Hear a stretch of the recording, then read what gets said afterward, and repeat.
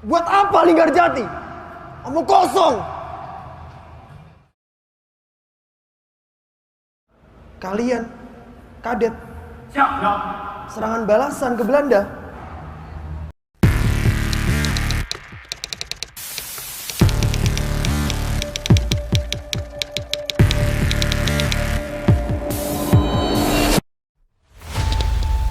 Pada bulan Juli tahun 1947 atau 2 tahun setelah Indonesia memproklamirkan kemerdekaannya, Belanda melanggar perjanjian gencatan senjata Linggarjati, yang kemudian mengultimatum Republik Indonesia agar mengikuti keinginan Belanda.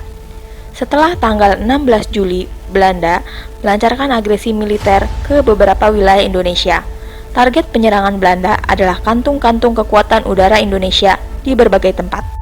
Serangan tersebut membuat pihak Indonesia mengalami kerugian besar, khususnya pesawat-pesawat tempur milik AURI. Pada masa tersebut, muncul perlawanan dari para kadet Indonesia dan juga rakyat Indonesia. Dan ada satu peristiwa yang membuat mata dunia melihat kekuatan Indonesia itu masih ada. Berawal dari bangkitnya keberanian dan semangat juang para kadet untuk mempertahankan kemerdekaan Indonesia dari serangan Belanda, maka serangan udara balasan pun segera dimulai. Serangan udara ini menjadi operasi udara pertama yang dilaksanakan oleh AURI dan menjadi cikal bakal operasi udara yang terus dikembangkan oleh TNI Angkatan Udara hingga sekarang. Sekitar 1 minggu setelah Belanda melancarkan agresi militer terhadap Indonesia, memantik keinginan prajurit-prajurit Angkatan Udara untuk membalas perlakuan Belanda tersebut. Saat itu, AURI masih berjalan 1 tahun 3 bulan sejak pertama kali dibentuk pada tanggal 9 April 1946. Di usia yang masih sangat baru tersebut, terbesit keinginan untuk menyerang militer Belanda yang telah mempunyai persenjataan dengan baik. Tentu merupakan hal yang cukup mustahil dan tidak realistis. Tetapi dengan memiliki tekad yang bulat demi mempertahankan harga diri bangsa, akhirnya membuat rencana tersebut menjadi tidak mustahil. Dalam mempersiapkan serangan balasan terhadap Belanda, aset yang dimiliki oleh AURI kala itu hanyalah pesawat-pesawat peninggalan Jepang yang kondisi sebenarnya sudah tidak layak terbang. Demi mewujudkan rencana penyerangan Belanda, kemudian dipilihlah pesawat-pesawat seperti Buntai dan Curang yang oleh teknisi Angkatan Udara Republik Indonesia dicoba untuk diperbaiki. Keterbatasan peralatan serta suku cadang hanya menyisakan 3 pesawat yang kondisinya siap diterbangkan, namun hanya sekedar bisa terbang, yakni 1 pesawat Buntai dan 2 pesawat Curang. Setelah memilih 3 pesawat yang layak untuk digunakan terbang, yaitu pesawat Buntai yang akan diterbangkan oleh Kadet Udara 1 Mulyono, ditugaskan menyerang Semarang, yang disertai penembak udara Sersan Dul Rahman, dan 2 pesawat Curang yang masing-masing akan diterbangkan oleh Kadet Udara 1 Sutarjo Sigit, didampingi penembak udara Sersan Sutarjo dan Kadet Penerbang Suharno Koharbani yang didampingi penembak udara Sersan Kaput untuk menyerang Salatiga. Pesawat Buntai merupakan salah satu dari pesawat jenis pembom Tukik yang dibuat oleh pabrik Mitsubishi Jepang pada tahun 1938. Pesawat Buntai pada masanya pernah menjadi salah satu kekuatan udara Jepang pada Perang Dunia Kedua. Selain itu, perannya di Indonesia, pesawat Buntai pada awalnya ditemukan di Pangkalan Udara Bugis. Pesawat Buntai memiliki spesifikasi yaitu berkapasitas untuk menampung sebanyak 2 orang, memiliki panjang 9,21 meter, lebar sayap 12,1 meter, dan tinggi 2,73 meter.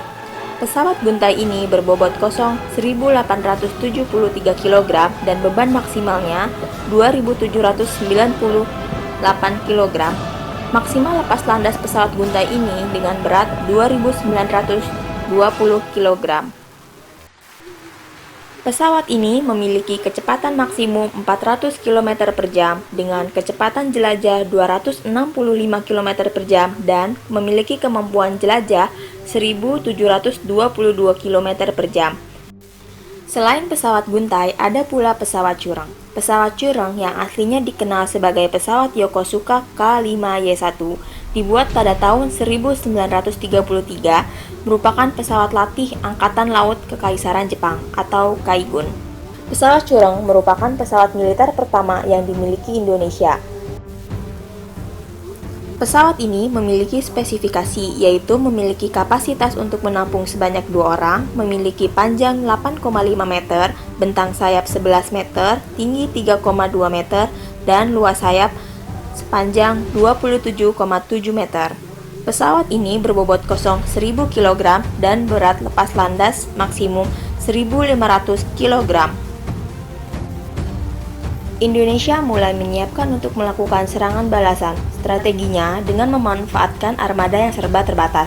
Operasi yang akan dipimpin oleh Komdor Muda Halim Perdana Kusuma itu pun memutuskan untuk menyerang kekuatan udara Belanda di Semarang, Ambarawa, dan Salatiga. Sebanyak 4 pesawat direncanakan melakukan operasi udara ini. Namun, saat akan datang, hanya ada 3 pesawat yang siap untuk dipasangi bom. Pesawat Guntai yang dipiloti oleh Kadet Udara 1 Mulyono didampingi dengan penembak udara Dul Rahman lepas landas terlebih dahulu. Kemudian disusul 2 pesawat Cureng yang diawaki oleh Kadet Udara 1 Sutarjo Sigit berpasangan dengan penembak udara Sutarjo.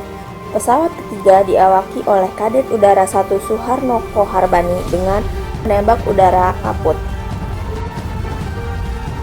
Setelah sukses melaksanakan misi, ketiga pesawat kembali ke Pangkalan Udara Maguwo di Yogyakarta. Tujuan dilaksanakan serangan udara tersebut ditujukan untuk memperlihatkan eksistensi AURI di mata dunia internasional, bukan semata-mata hanya ingin menghancurkan kekuatan Belanda. Keberhasilan yang dicapai oleh bangsa Indonesia dalam melaksanakan operasi udara mendadak di kubu-kubu Belanda di kota Semarang, Salatiga, dan Ambarawa dengan menggunakan 3 buah pesawat bekas peninggalan Jepang dapat menunjukkan ke dunia internasional bahwa Republik Indonesia melalui angkatan udaranya masih ada. Bagi pihak Belanda, serangan udara ini membuatnya merasa kecolongan dan kalang kabut. Bahkan dapat dikatakan membuat bangsa Belanda malu. Keberhasilan tersebut dapat diraih karena para kadet AURI berhasil memodifikasi pesawat-pesawat bekas peninggalan Jepang. Dalam perkembangannya, saat sedang gencarnya pemberontakan PKI tahun 1948 di Madiun, pesawat ini juga digunakan untuk penyebaran pamflet, dropping obat-obatan, dan logistik bagi pasukan ABRI yang berada di daerah tersebut. Bersama pesawat Cureng, pesawat Guntai juga pernah menjadi andalan kekuatan Tentara Nasional Indonesia Angkatan Udara di masa Perang Kemerdekaan. Kini, kedua pesawat tersebut tersimpan rapi dan dapat dilihat di Museum Pusat TNI Angkatan Udara Dirgantara Mandara di Yogyakarta.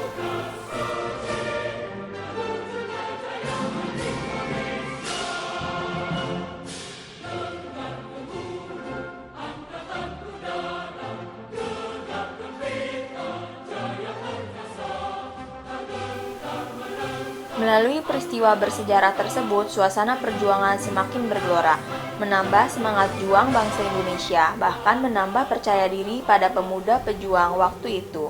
Penyerangan di 3 kota tersebut merupakan pernyataan eksistensi negara Indonesia yang kala itu tercabik oleh pengingkaran Belanda dengan hasil perjanjian Linggarjati.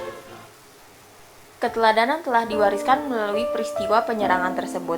Adanya bukti keberanian, dedikasi, dan cinta tanah air dari pemuda-pemuda Indonesia. Ini adalah keteladanan yang baik mengenai arti keberanian dari seorang penerbang yang ingin mendharma baktikan dirinya untuk negara Republik Indonesia. Cukup sekian informasi yang dapat saya berikan, kurang lebihnya mohon maaf. Wassalamualaikum warahmatullahi wabarakatuh. Terima kasih telah menonton.